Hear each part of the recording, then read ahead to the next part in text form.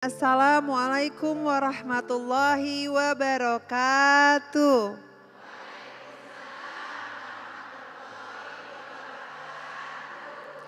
Selamat datang dalam program Kajian Hati bersama Ustadz Hilman Fauzi dan saya Fairuz Arafik yang akan menemani para jamaah dan juga pemirsa di rumah. Dengan tema kita kali ini menjemput rezeki dengan iman untuk berkah dalam kehidupan. Ustadz, gimana nih kira-kira nih Ustadz agar kita bisa menjemput rezeki dan mendapat keberkahannya Allah? Silahkan Ustadz. Bismillahirrahmanirrahim. Assalamualaikum warahmatullahi wabarakatuh.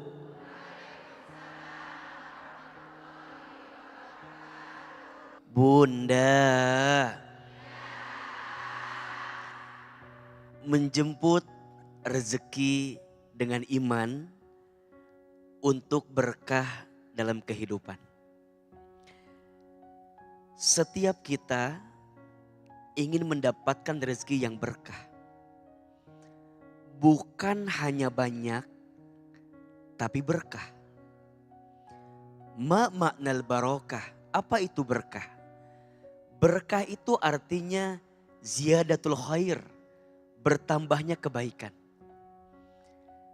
Saat kita menjemput rezeki harus dipastikan bahwa rezeki itu mendatangkan kebaikan. Bahwa rezeki itu mendatangkan ketenangan. Sampai pada akhirnya dengan rezeki itu menjadi jalan agar kita kelak masuk ke dalam surganya Allah Subhanahu wa ta'ala. Jangan pernah mengambil yang haram. Jangan pernah menzolimi orang lain. Karena mohon maaf, ternyata urusan harta, urusan rezeki nanti akan diminta pertanggungjawabannya di hadapan Allah Subhanahu wa ta'ala. Nabi SAW bersabda, la tazulu qadama 'abdin yaumal qiyamah hatta yus'al. Tidak akan pernah bergeser kakinya seorang hamba ketika nanti hari kiamat sebelum dia ditanya beberapa pertanyaan.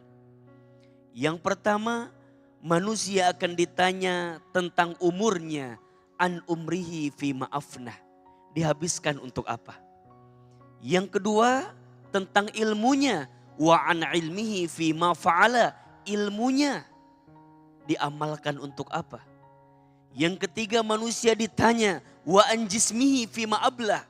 Tentang tubuhnya digunakan untuk apa? Dan yang keempat, wa an malihi min aina iktasabah wa fima anfaqah. Tentang hartanya, dari mana dia dapatkan dan kemana dia belanjakan. Maka urusan menjemput rezeki dijelaskan dalam teori ekonomi syariah. Ada beberapa cara yang bisa kita hadirkan. Satu, bisa lewat jual beli. Dua, bisa lewat kerjasama. Tiga, bisa lewat sewa menyewa. Itu adalah bagian daripada cara Islam menghadirkan jenis-jenis untuk kita memperoleh rezeki. Jangan sampai mengambil riba. Karena Allah Subhanahu wa ta'ala menyampaikan wa ahlahul bai'a wa harramar riba. Allah menghalalkan jual beli dan mengharamkan riba. Kemudian nanti ada kerjasama. Di dalamnya ada syirkah yang bisa kita hadirkan. Ada yang namanya mudharabah akadnya. Kerjasama yang satu pihak punya modalnya, yang pihak lain mengelolanya. Ada yang kedua namanya musyarakah, yang dua-duanya andil punya modal. Ada yang modalnya sama, ada yang modalnya sebagian, ada yang modalnya berbeda. Dua-duanya menghadirkan modal. Ada yang ketiga muzara'ah, ada yang keempat musaqah. Itu urusan di pertanian biasanya. Ada yang punya lahan, ada yang ngelola.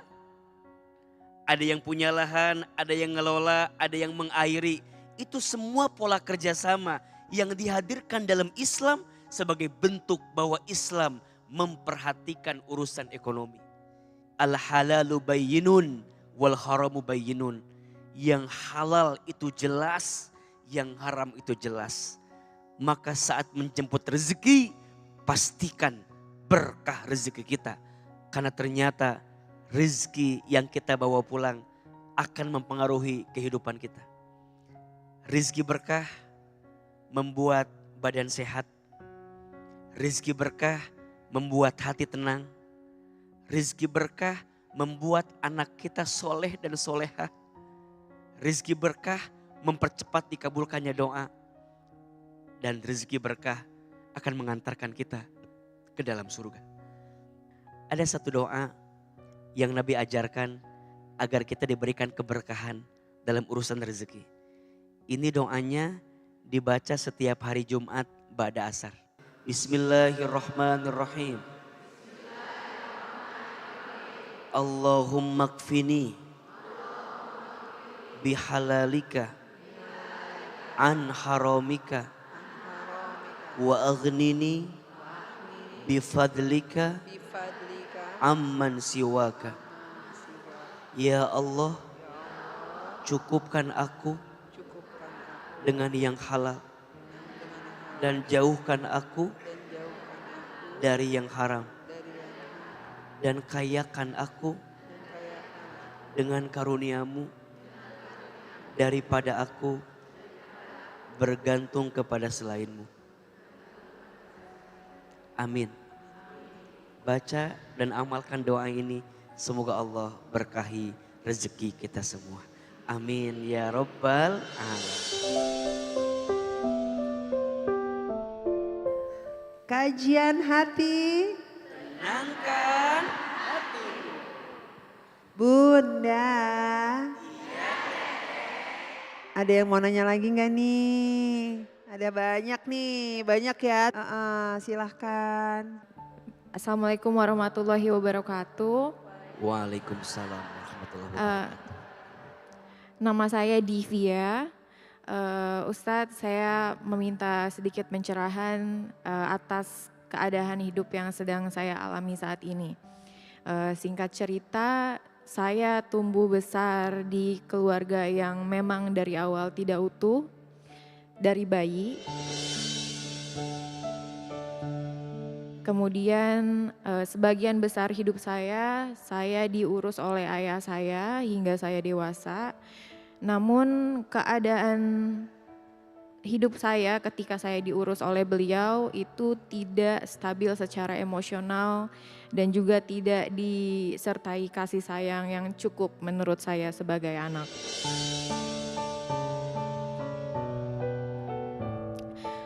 Singkat cerita, saya akhirnya tumbuh menjadi pada saat itu remaja yang labil dan mungkin banyak salahnya juga di masa lalu, kenakalan remaja dan lain-lain.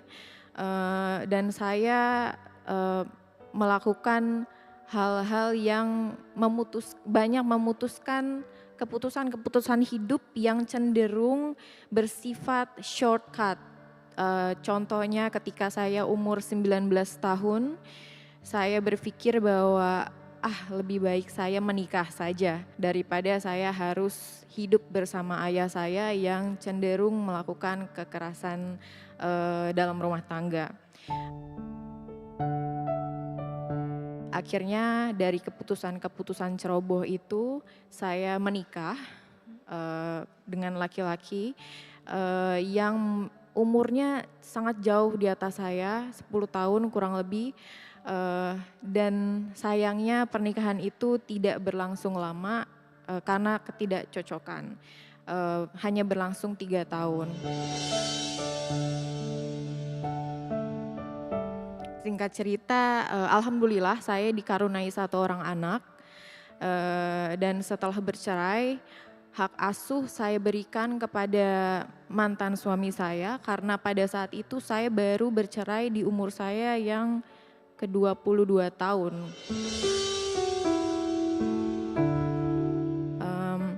Singkat cerita, saya membangun hidup saya kembali. Kemudian saya bertemu dengan laki-laki yang baik saat ini di usia saya yang ke-30 tahun. Dan alhamdulillahnya beliau ingin menikahi saya dan memiliki niat yang baik untuk saya. Namun ketika saya meminta restu kepada ayah saya tidak memberikan restu tersebut. Untuk informasi, saya sudah tidak berkomunikasi dengan ayah saya semenjak saya bercerai di 2019. Sebagai seorang anak, saya meminta izin kepada ayah saya, namun beliau menentang. Akhirnya saya terpaksa untuk mengajukan sidang wali adol ke pengadilan. Beberapa teman saya berkata bahwa tidak apa-apa jika janda itu menikahkan dirinya sendiri, tapi saya sendiri tidak yakin karena banyak simpang siur kabar yang tidak valid gitu Ustadz. Jadi saya mau bertanya, apakah benar janda itu bisa menikahkan dirinya sendiri?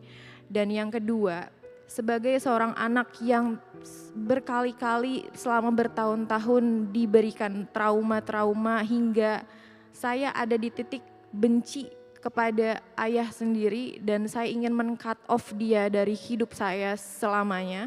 Apakah tidak apa-apa Ustadz seperti itu? Ketika kakak cerita untuk mau menikah, kemudian minta ayah menjadi wali, dan beliau jawabannya tidak mau. Karena beliau ngerasa melihat anaknya ini tidak ada kebaikan, kira-kira begitulah kesimpulannya. Iya betul Ustaz. Terus ketika kakak bilang, aku ingin menggunakan wali adol, bagaimana respon ayah ketika itu? Beliau tidak mau bertemu kepada saya sama sekali. Jadi ketika saya mengkomunikasikan saya ingin menikah, saya minta tolong kepada kakak laki-laki saya untuk memforward chat saya kepada ayah saya. Namun ayah saya balas kalau beliau tidak ingin bertemu. Hanya seperti itu, sehingga akses semuanya ditutup. Dia hanya membalas, jangan berharap untuk bertemu saya. Jika memang papa menyaksikan ini, kalau memang papa tidak memberikan restu, saya tetap akan menjalankan sidang wali adol. Saya juga akan membuktikan kalau Divya yang dulu itu sangat berbeda dengan Divya yang sekarang. Dan laki-laki yang Divya pilih adalah laki-laki yang baik. Bunda.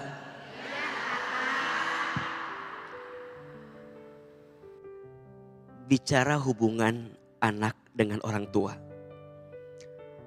adalah hubungan yang seharusnya menjadi hubungan yang paling dekat dan paling erat. Maka kadang